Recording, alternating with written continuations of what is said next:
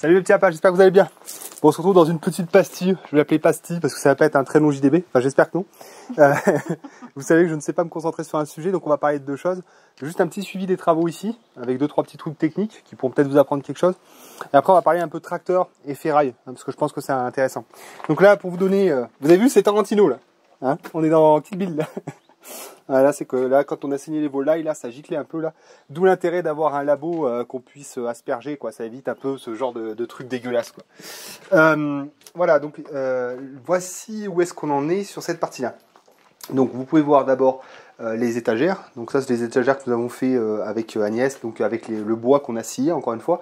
Donc voilà, donc en fait c'est scie écarté parce que là c'est calculé pour que les cages des volailles passent et que la couveuse passe et qu'on puisse enlever les chapeaux à chaque fois.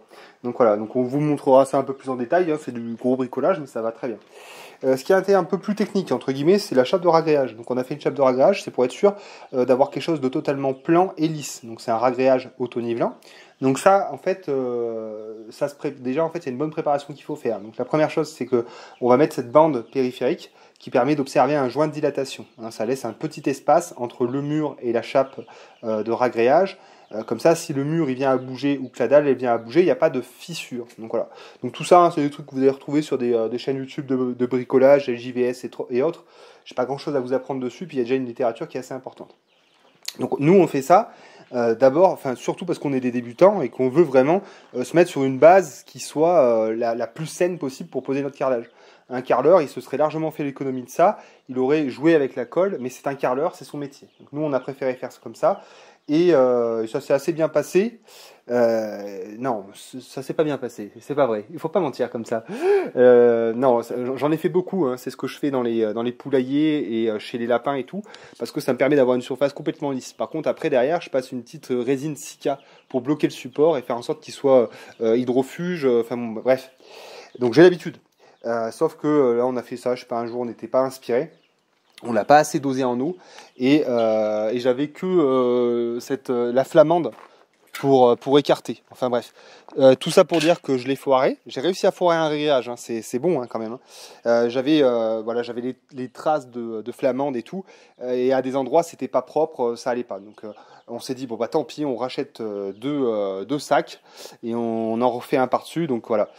Donc primaire à chaque fois, hein, primaire d'accroche et chape de ragréage. Et donc pour céder, j'ai laissé la flamande de côté, j'ai pris une raclette. Et la raclette, ça m'a permis de bien l'étaler partout plus rapidement. Et ça s'est vraiment bien fait. Voilà. Et donc c'est un ragréage standard, hein, pas de ragréage fibré, hein, puisqu'on n'est pas sur un plancher chauffant ou autre. Donc voilà, donc là dès demain, on va prendre de la colle, donc c'est de la colle basique, la C2E je crois, ou un truc comme ça. Et avec, eh bien, on va peigner, on va poser nos carreaux. Voilà, donc voilà pour le petit truc. J'avais commencé à faire une vidéo, mais c'est bon, des ragréages, vous en avez plein sur internet, si ça vous intéresse, vous pourrez y trouver facilement. Donc voilà, donc là on est bien content, ça nous fait une surface saine sur laquelle on pourra poser tranquillement notre carrelage. Et avant de poser les carreaux, 24 heures de séchage. Voilà. Alors maintenant on va parler un peu agricole et ferraille. Donc vous savez que ça fait un moment, enfin ça fait un moment. Oui, si, ça fait un moment que j'ai commencé à souder, peut-être un an maintenant. Alors bon, c'est toujours pas exceptionnel, mais ça me permet de faire pas mal de réparations. Vous voyez, cette truelle, je l'avais cassée, j'ai fait un point de soudure dessus et c'est reparti. C'est une bricole, mais bon, une truelle, ça coûte quand même, je sais pas, 5-10 balles. C'est bien de la sauver. C'est un truc parmi tant d'autres, hein, mais c'est pour vous montrer un peu toutes les applications qu'on a sur la soudure. Pareil, vous voyez, la boîte, j'avais réparé en sachant souder. Le tracteur, à maintes reprises, j'ai pu faire des petites soudures dessus qui m'ont à chaque fois sauvé la vie et m'ont permis d'être un peu plus autonome, donc de ne pas faire appel à mes voisins qui ont bien d'autres choses à faire. Et donc j'avais aussi refait un peu la mini-pelle. Donc voilà, donc la soudure m'aide largement, même si je suis pas bon, hein, je suis clairement pas bon, il faudrait que je me forme encore plus.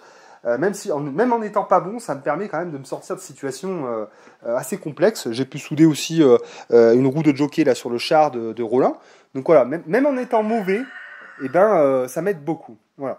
Donc là, vous voyez, c'est un outillage qu'on a récupéré chez Marie-Lise qui permet de piquer les bottes de paille. Donc là, en fait, vous avez une botte, vous venez reculer à fond dedans, et ensuite, bah, vous montez votre relevage et vous pouvez aller béner ça où vous voulez. Donc, comment ? Un pic-bot, ouais. On en a mis un justement vers les cages à lapins. Je vous ai expliqué qu'on avait beaucoup de foin, qu'on avait des balles, etc. Donc en fait, on a 2 balles qui sont dans le hangar de mes voisins. qui vont nous servir pour cette année pour faire le paillage en fait des cages et des cabanes. Et donc il faudra bien les remonter ces balles parce que là jusqu'alors on galérait quoi, on était en mode rien du tout. Mais en gros on prenait la voiture, on chargeait un big bag de foin ou de paille, on revenait ici, enfin bon c'était du compte-gouttes, c'était chiant. Et donc là, en fait, on va aller au hangar là-bas, on va piquer la botte et puis on va remonter ça tranquillement ici. Voilà. Alors, il y avait quelque chose que j'avais envie de dire, en fait, c'est que, bien évidemment, j'en parle souvent, il faut sélectionner du matériel qui soit adapté à votre projet. En tout cas, c'est l'idéal. On ne fait pas toujours comme on veut, ça ne se passe pas toujours comme il faudrait, mais en tout cas, l'idéal, en tout cas, c'est d'avoir du matos qui va être dimensionné à ce qu'on veut faire. Alors nous, cet achat-là, on l'a fait un peu par défaut, puisque c'était un peu une condition d'achat pour la maison. On a acheté un lot, en fait, on a acheté le 4x4, le tracteur et la maison. C'est ce qui nous a permis en fait, de passer devant certains acheteurs. Et donc voilà, et donc ce tracteur, il est très bien. Il est limité pour certains usages qu'on en a, c'est-à-dire du terrassement. Clairement, du terrassement, ça serait pas bon pour ce qu'on fait. Mais il est plutôt bien dimensionné pour l'entretien de la surface qu'on a et pour des petits travaux de maraîchage qu'on va pouvoir faire. C'est un peu d'ailleurs ce genre de tracteurs qu'ont des maraîchers de taille moyenne, hein, avec plus de chevaux, parce que là c'est vraiment de l'entrée de gamme, c'est 16 chevaux.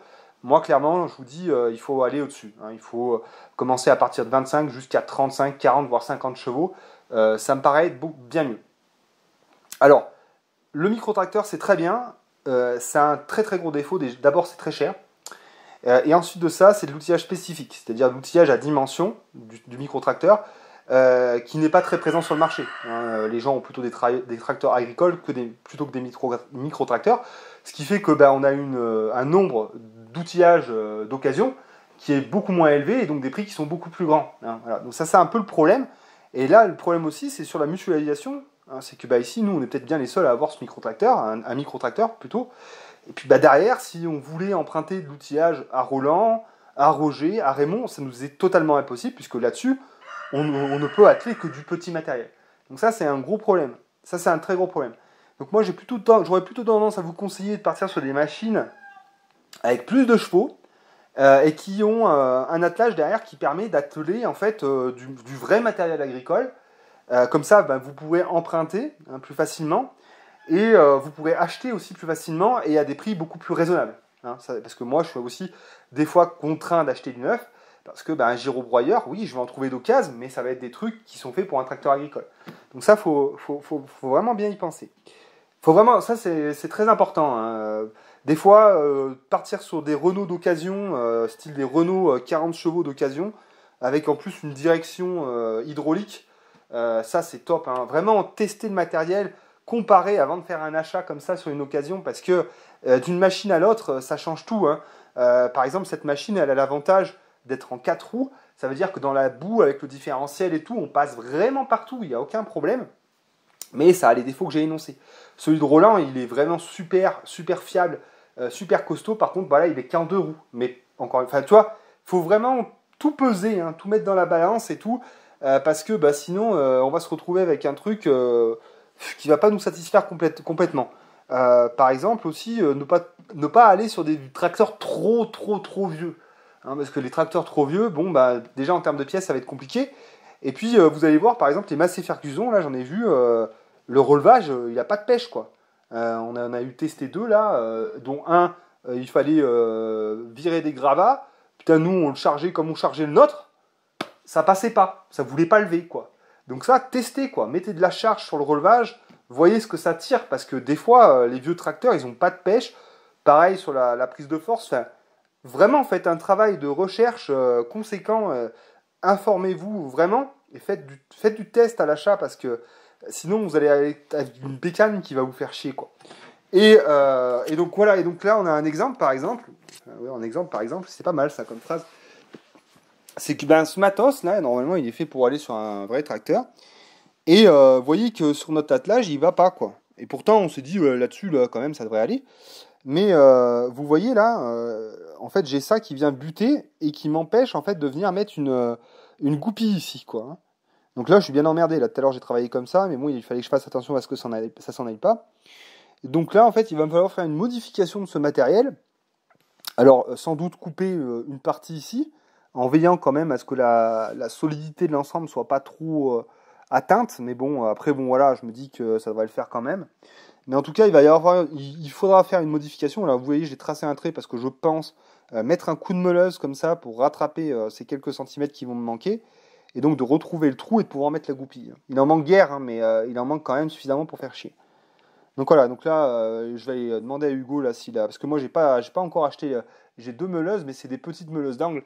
J'ai pas les grosses meuleuses de 230. Il va falloir que j'en achète une parce qu'à partir du moment où tu as de la ferraille, ça va devenir nécessaire. Mais donc il va me falloir une grosse meuleuse coupée comme ça dans la ferraille et puis pouvoir justement attacher ça convenablement.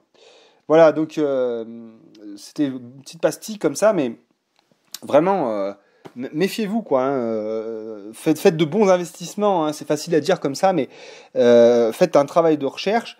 Et puis voilà. Et puis partez sur un truc qui soit vraiment adapté à ce que vous allez faire. Et essayez d'avoir une connaissance assez poussée du matos. Hein, parce que, comme je vous dis, hein, micro-tracteur très bien, mais derrière, matos assez cher. Gros tracteur très bien, mais parfois vétuste et manque de pièces, manque de pêche. Voilà, ça peut être plein de choses comme ça. Donc documentez-vous sérieusement avant de faire un achat quelconque et partez sur un matos qui aille bien, quoi. Et encore une fois aussi, dites-vous bien que c'est un investissement sur le coup. Un micro-tracteur, c'est très cher aussi, beaucoup plus cher qu'un tracteur d'occasion basique. Ça, il faut le dire aussi. Je dis beaucoup de choses, hein. C'est peut-être pas très structuré, mais tant pis. Hein. Vous aurez plein d'infos, vous ferez le tri. C'est votre boulot aussi.